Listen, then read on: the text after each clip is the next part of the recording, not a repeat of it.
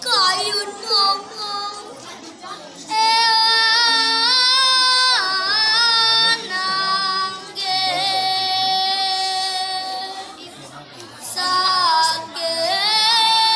sakit hati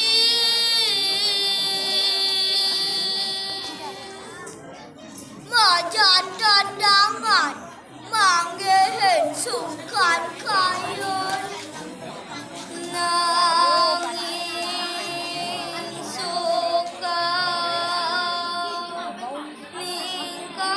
ningkang dharma